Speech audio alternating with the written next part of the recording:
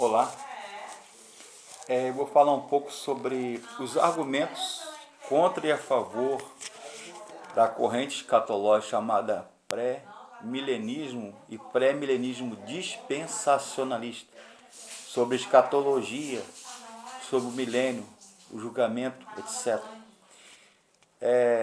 Os pais da igreja, por exemplo, Inácio de Antioquia,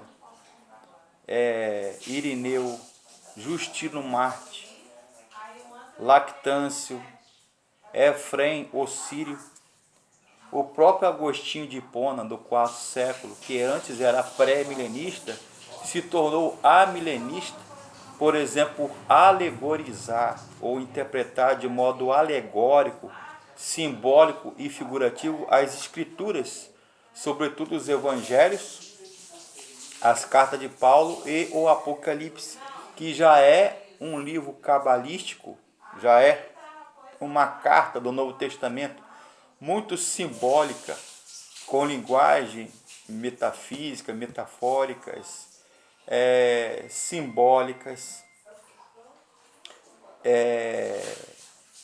místicas, cabalísticas. O próprio Apocalipse tem uma linguagem já, alguns até mitológica. Por exemplo, ele entra em choque com a doutrina do quiliasmo, ou quilioi, a doutrina dos 1000 anos literais, que vai ser o governo milenar de Cristo para os pré-milenistas. Agostinho saiu da fileira dos pré-milenistas e se tornou amilenista ou alegorista, por exemplo, Apocalipse 20, de 1 a 6, e Mateus capítulo 5, dizendo que o reino é o chamado já e ainda não. Já aconteceu de fato no tempo chamado Kairos, tempo divino, para Deus. E já está decretado as profecias, e ainda não. E João capítulo 5, Agostinho acreditava que a ressurreição não era só no corpo, mas a primeira ressurreição futura seria futura, mas na alma também. Os reformadores, por exemplo, Martim Lutero era amilenista, Calvino, etc. Zwinglio. Os pré-milenistas chamados John Edwards, John Gill, John Nelson Darby, C.S. Lewis, George Pelos, Charles Spurgeon, que é um teólogo, pregador e pastor batista, era pré-milenista. Agora eu vou falar um pouco sobre as objeções do pré-milenismo. Contra o pré-milenismo, a favor do amilenismo. Primeiro, o pré-milenismo ele só é ensinado uma passagem na Bíblia, uma vez, Apocalipse 20, de 1 a 6. Segundo, as promessas feitas a Israel são condicionais. Terceiro, a aliança abraâmica ela é unilateral.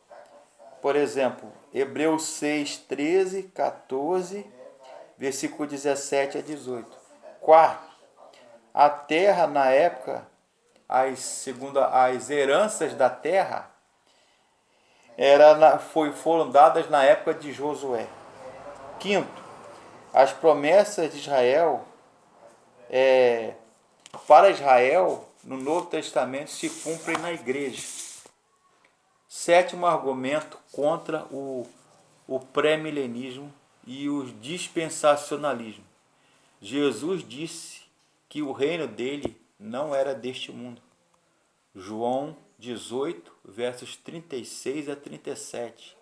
O reino dele não é neste mundo. Aí o que os amilenistas e o pós-milenista dizem contra os pré-milenistas? Os pré-milenistas acreditam que na era milenar escatológica, chamada Era de Ouro, Cristo governará durante 1000 anos aqui na Terra. Como se ele fala que vai reinar na Terra, se lá em João capítulo 18, ele vai dizer que o reino dele não é deste mundo. Seria uma contradição. Oitava objeção e refutação contra o pré-milenismo. Haverá apenas uma ressurreição. Apocalipse 20, de 4 a 6 e João 5, 25 a 27. Por quê? Os pré-milenistas e os dispensacionalistas acreditam que haverá duas ressurreições. O primeiro, a dos justos, dos crentes, e a segunda ressurreição dos não crentes. O nono argumento contra o pré-milenismo. As profecias são simbólicas. Ou seja, o texto de Apocalipse, ele usa a linguagem simbólica e hiperbólica. Os 1000 anos não são literais, e sim espirituais e simbólicos. A 10ª objeção e argumento contra o pré-milenismo. O Antigo Testamento ele deve ser interpretado à luz do Novo Testamento. 1 Coríntios 5, 7 e Hebreus 7, 10 fala que Jesus cumpriu o sistema sacerdotal, religioso e sacrificial do Velho Testamento. Ou seja, como se Jesus ele é a nova aliança, é o sangue da nova aliança, do novo pacto, do Novo Testamento. E ele cumpriu o sacrifício de Jesus, ele cumpriu e aperfeiçoou, digamos assim, os sacrifícios de touros, de ovelhas, de cabras, de animais no Velho Testamento, que era o sistema religioso, sacrificial, como lá na escatologia, lá na era milenar do Messias, de Cristo na terra, vai voltar ao sistema sacrificial judaico.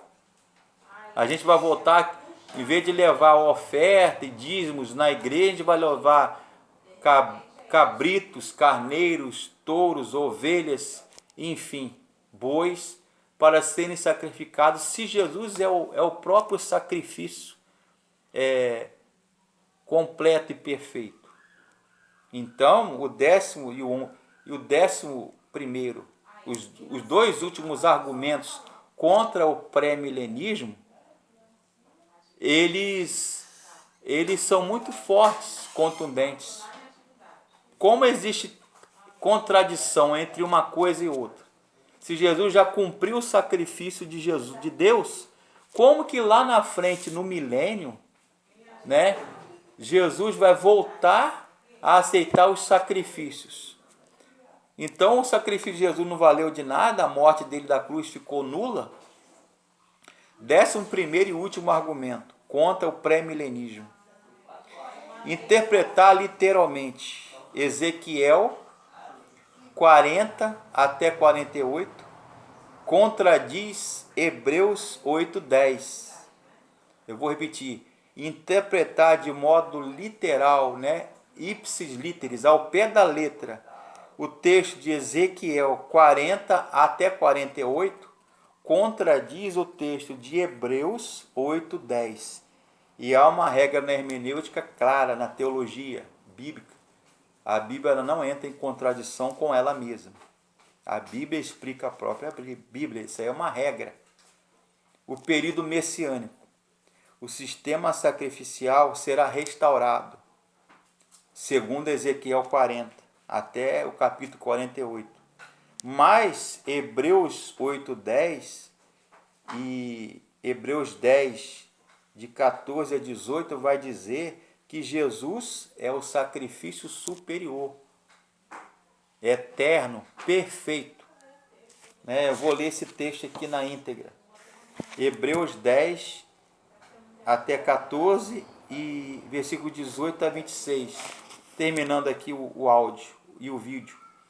Temos sido sacrificados pela oblação do corpo de Cristo, feita uma vez, e assim sendo todo sacerdote, parece cada dia ministrando e oferecendo muitas vezes os mesmos sacrifícios, que nunca podem tirar pecados. Mas este, havendo oferecido a um único sacrifício pelos pecados, está assentado para sempre à destra de Deus. Daqui em diante, esperando até os seus inimigos sejam postos por os cabelos de teus pés. Porque, com uma só oferta, aperfeiçoou para sempre o que eles são sacrificados. Eu vou repetir essa parte. Com uma só oblação, ou seja, com uma só oferta, Jesus aperfeiçoou para sempre os que estão sendo santificados. Ora, onde há remissão destes, não há mais sacrifício pelo pecado. Porque se nós pecarmos voluntariamente, depois de termos recebido o conhecimento da verdade, já não resta mais sacrifício pelos pecados. Eu acabei de ler Hebreus 10, de 10 a 26. Então, Jesus não vai sacrificar ou exigir sacrifício se existe um reino milenar, segundo os pré-milenistas e dispensacionalistas históricos entendem que Jesus vai reinar 1000 anos na Terra e vai exigir o sacrifício do Velho Testamento. Esse texto aqui está entrando em contradição esta visão teológica. Concordam comigo? Deus abençoe e curta o meu canal, por favor.